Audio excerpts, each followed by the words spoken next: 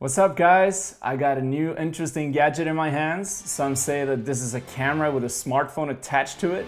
Others say it's the best camera phone ever to be launched. We're gonna see if these quotes have anything to it. This is the Huawei Mate 20 Pro.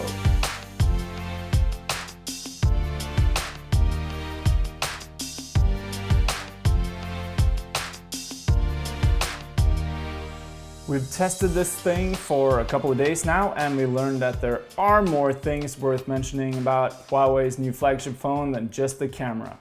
A super fast new chipset, an in-screen fingerprint scanner, and the ability to charge other devices are some of these things. Let's jump into it.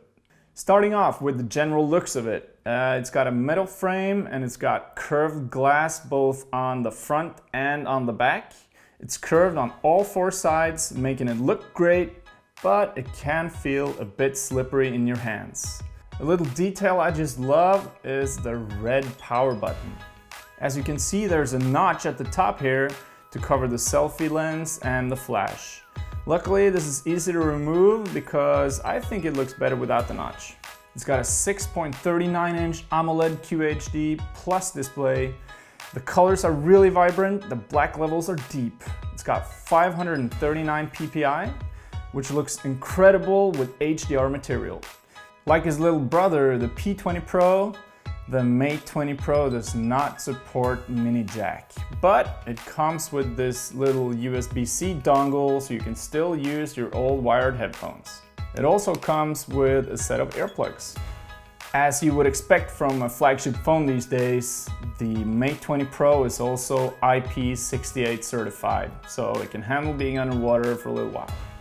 The phone has 6 GB of RAM and 128 GB of internal storage, which you can expand with a memory card.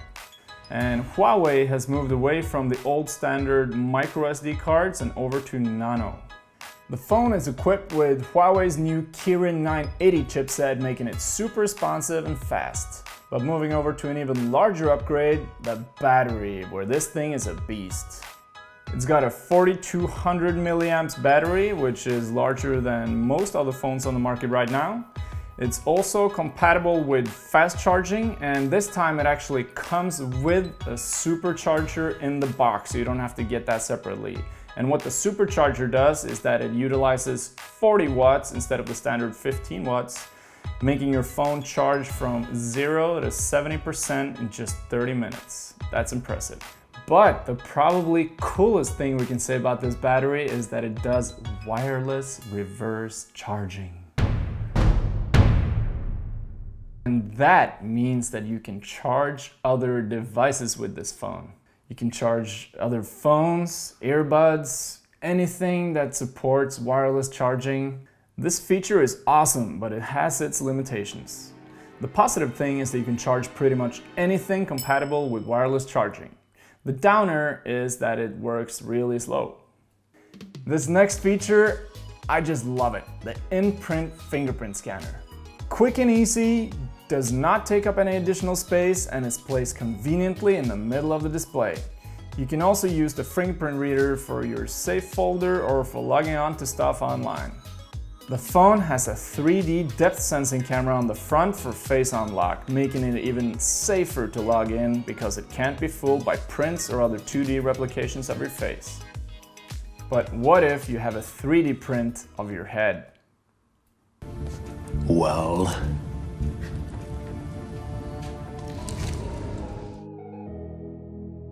You can't really talk about smartphones these days without talking about the camera. Its predecessor, the P20 Pro, took the world by storm with the first triple Leica camera. And now Huawei has further improved this camera. Triple Leica camera on the back, Huawei calls it its thinking lens powered by Leica. The thinking part refers to the AI, which will try to recognize the scene and suggest a camera mode for optimal pictures. I find it impressive that they managed to put 3 times optical zoom into this phone with optical image stabilization.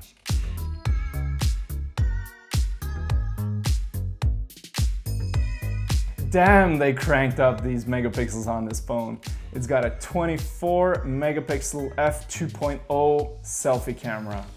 We tried taking some sweet selfies and a lot of the images turned out to be really soft, even though we turned off all the beauty filters and so on. Also, it tends to overexpose a little bit, so you should override that exposure as a quick fix. When in the Pro mode, we noticed that there is a new autofocus mode, so you can now switch between single and continuous focus.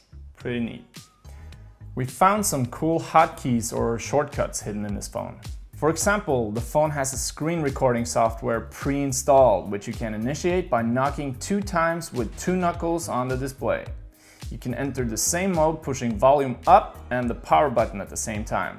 If you knock 2 times using only 1 knuckle, the phone takes a screenshot. The other way to do this is by hitting volume down on the power button at the same time. That was our review of Huawei Mate 20 Pro, an impressive piece of technology. Overall, I love the phone's design. It's got a good size, beautiful screen, and this color is just awesome. The phone is heavily spec'd, it's got a huge battery, and the camera is just impressive. So, would you buy this phone? Tell us in the comments. Like our video if you enjoyed watching this review, and please subscribe if you want to see more. I'm out. Peace.